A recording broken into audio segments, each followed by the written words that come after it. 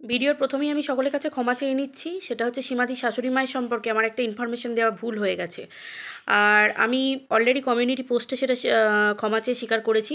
কিন্তু তবুও আমার আবারও বলা দরকার। আমার মনে হয় যে শুধুমাত্র যে একটা ভিডিও করে আমি ফট করে বলে দিলাম, এটা কিন্তু কোনো ক্রিয়েটারেরই সত্যিই উচিত নয়, যেটা আমার খুব বড় ভুল হয়ে গেছে। তবে হ্যাঁ, মানুষের অনেক সময় বোঝার ভুল হয়, আমার বুঝতেও ভুল হয়েছে, আর আমি একটু খবরটাও ভুল পেয়েছিলাম। তো যাই হোক না কেন, সীমাদি শাশুড়ি মা, এটুকু জানলাম যে উনি অসুস্থ আছেন। উনি অসুস্থ আছেন, ভগবানের কাছে প্রার্থনা করি উনি তাড়াতাড়ি সুস্থ হয়ে যান, আর ওনার দীর্ঘ জীবন আমি কামনা করি, প্রার্থনা করি। কারণ প্রত্যেকটা মানুষের কাছেই তার জীবনটা না খুব মূল্যবান। সে যেই হোক না কেন, টিনার দিদা হোক, আর পাঁচজনের দিদা হোক, আর কারোর মা হোক, যেই হোক না কেন। তবে হ্যাঁ, আগের ভিডিওটার থ্রুতে আমি যে কথাগুলো বলেছিলাম সেগুলো কিন্তু একটাও ভুল নয়। সেগুলোকে আমি একটাকেও তুলে নিচ্ছি না। তার কারণ টিনার দিদা কিছুদিন আগে যখন অসুস্থ হয়ে আমরা জানি উনি গত হয়েছেন। তো সেই গত হবার ভিডিওটাকে কেন্দ্র করেও কিন্তু এই দিদি যথেষ্ট হাসাহাসি করেছেন, খিল্লি উড়িয়েছেন টিনার সেই কান্নাটাকে নিয়ে। তো টিনার সে কাছের মানুষ, ঠিক আছে, কাছের মানুষ। টিনা তো নাতিপুতির মধ্যে পড়ছে, তার মা মাসিরা সকলে গিয়ে তাকে শেষ শয্যায় দেখেছেন। এমনকি তার মা মাসিরা সেই সময় উপস্থিত ছিলেন, তার মা যে সময় চলে যান, তাদের মা যে সময় মানে গত হয়েছেন, উপস্থিত ছিলেন। টিনা তো রইল নাতিপুতি। আর মানুষজনের কে স্বামী মারা যায় স্ত্রী বেঁচে থাকে, স্ত্রী মারা যায় স্বামী বেঁচে থাকে, সন্তান মারা যায় মা বাবা বেঁচে থাকে, এগুলো তো মানুষের জীবনের অঙ্গ। কে খায় না, কে পড়ে না? সীমাদি, তুমি একটা কথা বললে যে বাবা এইমাত্র শোকে ভেঙে পড়লো, আবার এইমাত্র কি না কি বলে, এইমাত্র সঙ্গে সঙ্গে খাবার দাবারের ব্যবস্থা হচ্ছে। তো তো কি হয়েছে? এদিকে মানুষকে দাহ করতে নিয়ে চলে যায়, আর এদিকে যারা ঘাট থেকে কাজ করে আসে, যারা দাহ করে আসে, তাদেরকে লুচি তরকারি খাওয়ানোর জন্য ঘরে একদিকে লুচি তরকারিও করতে হয়। কথায় আছে দাহ হয়ে গেলেই তারপরেই সঙ্গে সঙ্গে উনুন জ্বলবে, রান্না বান্না হবে। কথায় আছে, কটা মানুষ না খেয়ে থাকে? কটা মানুষ না খেয়ে সেই মানুষটার জন্য শোক পালন করে সারাটা জীবন কাটিয়ে দেয়? কিচ্ছু হয় না, এগুলো মানুষের জীবনে মানুষকে মেনে নিতে হয়। কাছের মানুষ চলে গেলেও, তবুও একটা মানুষ চলে গেলে তার চলে যাওয়াটাকে নিয়ে খিল্লি ওড়ানোটা কি খুব ভালো? তুমিও তো একজন গেরস্তের মানুষ, তোমারও তো সংসার ধর্ম আছে। এই তো তোমার শাশুড়ি মা, তুমি বলছো যে টিনার দিদার চোখ পড়েছে আমার শাশুড়ির ওপরে। এগুলো কোনো কথা? এগুলো কোনো কথা? কথা টিনার দিদার পড়েনি, আজকে আমি বলতে বাধ্য হচ্ছি ভগবানের পড়েছে, কারণ পাপটা তুমি করেছো। আজকে কোনো না কোনো জায়গায় তুমি হয়তো পাপ করেছো বলেই তোমার এরকম দিনটা দেখতে হচ্ছে, ওই বয়স্ক মানুষটার ওপর দিয়ে যাচ্ছে শরীর খারাপ। এগুলো কোনো কথায় কথা না। বয়স্ক মানুষ থাকলেই উঁচ নিচ হবে, শরীর হবে, শরীর খারাপ হবে, মানুষের মানে আপস অ্যান্ড ডাউন আসবে, মানুষের শরীর খারাপ হবে, এগুলো কারোর কিছুতে হয় না। তবুও তুমি যেভাবে চোখে আঙুল দিয়ে দেখাচ্ছ, হিসেব মতো তো সেটাও দেখানো যাচ্ছে, হিসেব মতো তো সেটাও দেখানো যাচ্ছে যে তুমি দেখো, তুমি দুদিন আগে টিনার দিদা চলে যাওয়াটাকে নিয়ে খিল্লি ওড়ালে টিনাকে নিয়ে, আজকে দেখো তোমার শাশুড়ি মা মানুষটা আজকে শয্যাশায়ী হয়ে আছে। এটা তো তোমার জন্যও হতে পারে, টিনার দিদার জন্যে কেন, তোমার জন্যও তো হতে পারে।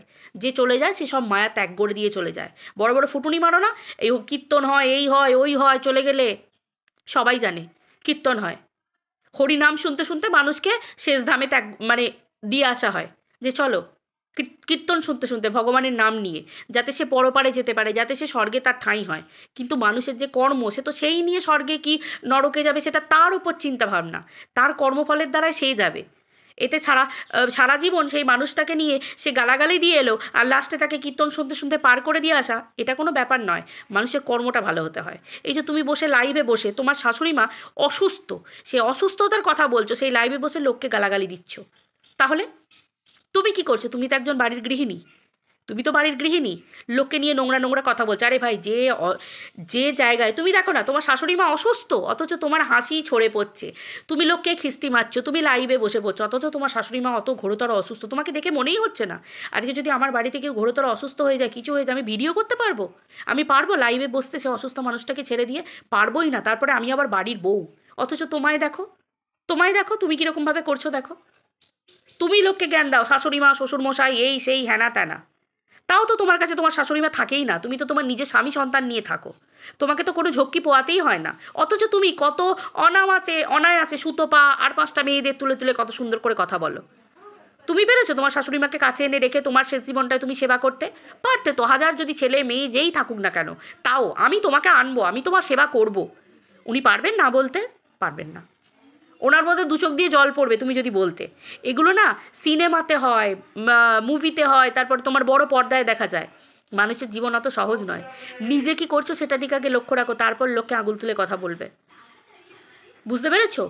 তুমি ফট করে টিনার দিদাকে নিয়ে কথা বলে দিলে আর বলছো টিনার দিদার লক্ষ্য পড়েছে। তার খেয়ে দিয়ে কাজ নেই, সেই মৃত মানুষটা সে তোমার শাশুড়ি মার উপর লক্ষ্য পড়তে যাবে। তুমি নিজে কতটুকু কর্তব্য দায়িত্ব পালন করছো, কতটুকু কর্তব্য দায়িত্ব নিজের শ্বশুর শাশুড়ির, এই শ্বশুরমশাই বলছি, শাশুড়ির প্রতি দায়িত্ব কর্তব্য পালন করছো? কিছুই করছো না।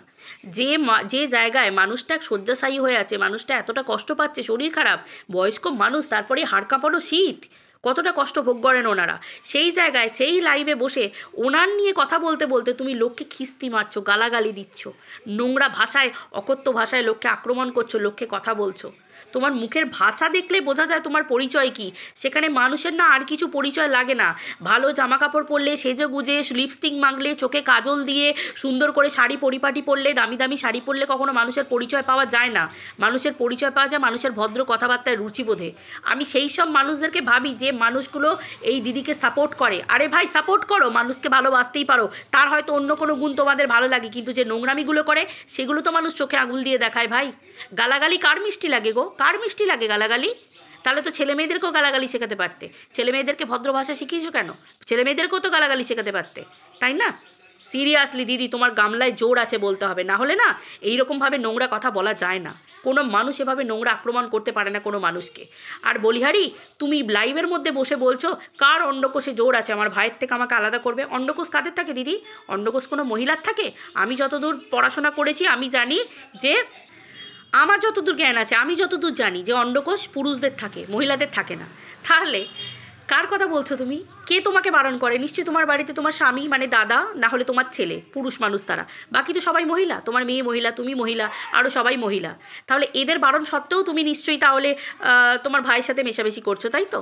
মানে তুমি ভাই বলছো। আমি ভাই দিদি সম্পর্কে কোনো অপমান করছি না, অপবিত্র বলছি না, পবিত্রই বলছি। এই কথাগুলো বলার মানে কি? ভাই দিদি সম্পর্ক পবিত্র, তো টানাটানি, ছেঁড়াছেড়ি, আলাদা করা করি, এগুলোর প্রশ্ন আসছে কেন? তুমি তার মানে তোমার চোখে লাগে, কানে কথাগুলো লাগে, চোখেও লাগে, তাই তো? যে আমি একটা পাতানো সম্পর্ক, অবশ্যই পাতানো সম্পর্কের মধ্যে এমনভাবে একটা দায়রা মেনটেন করতে হয় যে দায়রা নিয়ে লোকে না প্রশ্ন তোলে। তুমি টিনাকে প্রশ্ন তুলছো, তুমি অন্য মহিলা সম্পর্ক সম্বন্ধে প্রশ্ন তুলছো, তুমি টিনার মা, তুমি টিনার বাবা আর টিনার দাদার শাশুড়িকে নিয়ে নোংরা ইঙ্গিত করেছিলে, মনে আছে? কি নোংরা ভাষাটা বলেছো, আমার মুখে বলতে বাঁধছে। কোনো ভদ্র মানুষে, তোমারও তো ছেলের বউ হয়ে গেছে বাড়িতে, তোমার ছেলের বউ আছে, মানে তোমারও বিয়ান আছে, তাহলে বুঝতে পারছো তুমি কতটা নীচ ধরনের কথাবার্তা, নীচ মেন্টালিটির কথাবার্তা বলো, যেখানে তোমার নিজের বিয়ান হয়ে গেছে আর তুমি অন্য শ্বশুর বিয়ানের সম্পর্ককে নিয়ে নোংরা করে কথা বলছো। তাহলে তুমি লোককে পাঠ পড়াচ্ছ, তুমি লোককে জ্ঞান দিচ্ছ, লজ্জা করে না?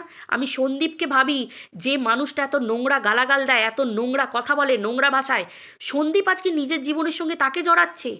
আজকে সন্দীপ নিজের রক্তের দিদি সৌমালি অধিকারী, যার ভাষা, তার কথাবার্তা, তার রুচিবোধে ঝরে পড়ে, তার কথাবার্তার মধ্যে ঝরে পড়ে তার ভাষা কি, সে কীরকম মানুষ।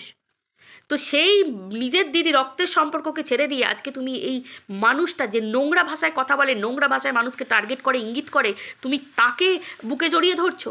আরে ভাই, আমরা সম্পর্ক রাখতে গেলেও, মানুষের সাথে মিশতে গেলেও না, আমরা একটা জায়গা মেনটেন করে চলতে হয় আমাদের। সব মানুষকে ভালোবাসা যায়, কিন্তু সব মানুষকে ঘরে তোলা যায় না, কারণ পরিবারের সম্মান থাকে, পরিবারের একটা নাম বলে থাকে, ঠিক আছে? আর নিজেকে আমি রাইট, আমি ঠিক পথে চলছি, আরে ভাই আমি নিজেকে প্রমাণ করব। এর জন্য লোকের দরকার হয় না, কে এসে ভিডিও করে করে আমার হয়ে ঢ্যান্ডোরা পিটবে, ঠিক আছে? একে বলে চোরের মায়ের বড় গলা। তুমি নিজেকে নিজে নিচে নামাচ্ছ সন্দীপ, তুমি নিজেকে মানে নিচে নামাচ্ছ। একজন পুরুষ মানুষ হয়ে নিজেকে প্রকাশ করবে তা না, একজন মহিলা তোমার বাড়িতে গিয়ে গিয়ে, যে সময় তোমার স্ত্রী বাড়িতে নেই, তোমার স্ত্রীকে আজকে যে দোষে আঙুল তোলা হচ্ছে, আজকে সেই কাজগুলো বাইরের একজন মহিলা এসে তোমার বাড়িতে করে যাচ্ছে। তাহলে তাহলে কি? একটা মহিলার দিকেও যেমন আগুল উঠবে না, আমাদের সমাজ একটা পুরুষের দিকেও এখনও আগুল তোলে। ডাইরেক্ট না বললেও কানাঘুষা বলে, তাকে বলে সমালোচনা। তাহলে সমালোচনা তোমাকে নিতে হবে। আমি কোনো নোংরা ইঙ্গিত করছি না, কোনো নোংরা অশ্লীল ভাষা, কারণ আমি তোমার ভিডিওতে দেখতে পাইনি, আমি বলবো না, কিন্তু সমালোচনার ঝড় উঠবে, সমালোচনার মুখে তোমাদের পড়তে হবে। তার জন্য দায়ী তোমরা, তার জন্য দায়ী তোমরা। নিশ্চয়ই এই মহিলার স্বামী ছেলে বারণ করে, তবে তো কিনা উনি বললেন যে কারোর অন্ডকোষে জোর নেই যে আমাদেরকে আলাদা করতে পারে। ভাই বোনের সম্পর্ক আলাদা করবেই বা কেন? তাহলে করারই যখন দরকার নেই, তাদের সম্পর্ক যদি পবিত্র হয়, তাহলে সে বারবার ভিডিওর মাধ্যমে এই কথাগুলো ছোঁড়ার কি দরকার? তার মানে কন্টেন্ট চাই, নাকি এটাকে নিয়ে নোংরামো চাই? সন্দীপ, জামা কাপড় পরলে আমরা ময়লা জামা কাপড় পরি না, কেচে পরি। কেন পরি? ময়লাটা সত্যিই ময়লা, আর তুমি ময়লা লোকজন নিয়ে ঘুরে বেড়াচ্ছ, নিজের ইমেজ খারাপ করছো। কদিন চলবে কন্ট্রোভার্সি নিয়ে এভাবে? তোমার বউয়ের সাথে ডিভোর্স হবে, তোমার বউয়ের সাথে ছাড়াছাড়ি হয়ে যাবে, তোমার আহ, ভিডিওতে জল ঢালা পড়ে যাবে, কেউ আর গিফটও পাঠাবে না, কেউ তোমায় নিয়ে মাতামাতিও করবে না, সবাই তোমায় ভুলে যাবে। কন্টেন্ট আবার নতুন হবে, পারবে তো তখন নিজের ভাতটা জোগাড় করতে? কারণ তোমার দুটো চ্যানেল কন্ট্রোভার্সিতে ভরা। বুঝতে পারলে? এটা হচ্ছে জীবন, এটা ফিল্ম চলছে না, সিনেমা চলছে না, এটা সত্যিই জীবন। বাস্তবটা খুব তাড়াতাড়ি তুমি দেখতে পাবে। যাক, তোমার ভালো, তুমি বুঝবে। আমার বলার কথা কন্ট্রোভার্সি ক্রিয়েটার, তাই বলে দিলাম। আবারও বলে দিচ্ছি এগেন, আমি একজন ক্রিয়েটার হয়ে ভুল করেছি, তার জন্য I am very very sorry. Sorry বলা ভুল, আমি দুঃখিত, মন থেকে দুঃখিত। তবে হ্যাঁ, মেয়ের মুখ থেকে বেরিয়েছে তো, মেয়ে জাত, আমরা তো মেয়ের জাত, আর সীমাদি শাশুড়ি মাটা আমার মায়ের সমান, তো সেই হিসেবে মেয়ের মুখ থেকে বেরিয়েছে তো এরকম কথা, তো আমার কথা ফলতেই হবে। উনি দীর্ঘজীবী হবেনই হবেন। তার কারণ হচ্ছে, কথাই বলে যে এরকমভাবে একটা সংবাদ দিয়ে দিলে, খারাপ সংবাদ, সেই মানুষটা বেঁচে আছে তার আয়ু নাকি বেড়ে যায়। ভগবান কটে আমার মুখে যেন আজকের দিনে ফুল চন্দন পড়ে, যেন আমার কথাটা যেন সত্যি সত্যি বেড়ে যায়, ওই মানুষটা সারা জীবন সুস্থ নিরোগ হয়ে যেন উনি বাঁচতে পারেন, আরও দীর্ঘজীবী হতে পারেন, এই কামনা করছি। চলো, সবাই খুব ভালো থেকো, খুব খুব ভালো থেকো। টাটা।